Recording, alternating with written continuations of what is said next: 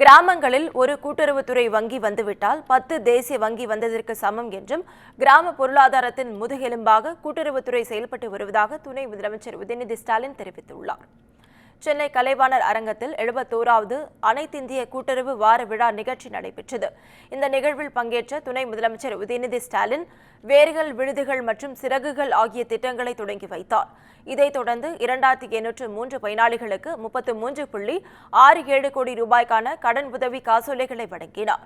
இதையடுத்து நிகழ்ச்சியில் பேசிய உதயநிதி ஸ்டாலின், கிராமங்களில் ஒரு கூட்டுறவு வங்கி வந்துவிட்டால் 10 தேசிய வங்கி வந்ததற்கு சமம் என்றும் கிராம பொருளாதாரத்தின் முதுகெலும்பாக கூட்டுறவுத்துறை செயல்படுகிறது எனவும் குறிப்பிட்டுள்ளார்.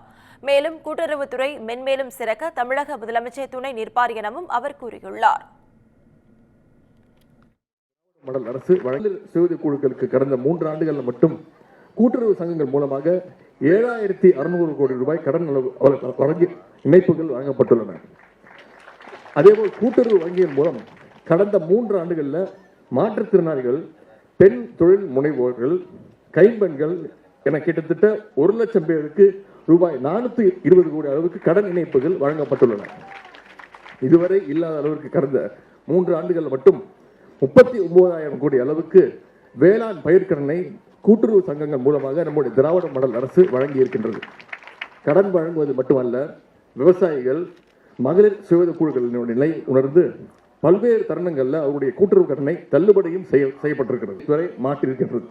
கிராமப்புறங்களில் ஒரு கூட்டுறவு சொசைட்டி வந்துவிட்டால் அது 10 நேஷனலைஸ்ட் பேங்க் வந்ததுக்கு, கிளைக்கு வந்ததற்கு சமம் என்று சொல்வார்கள். அந்த அளவுக்கு கிராமப்புற பொருளாதாரத்துடைய முதுகெலும்பாக நம்முடைய கூட்டுறவுத்துறை உள்ளது.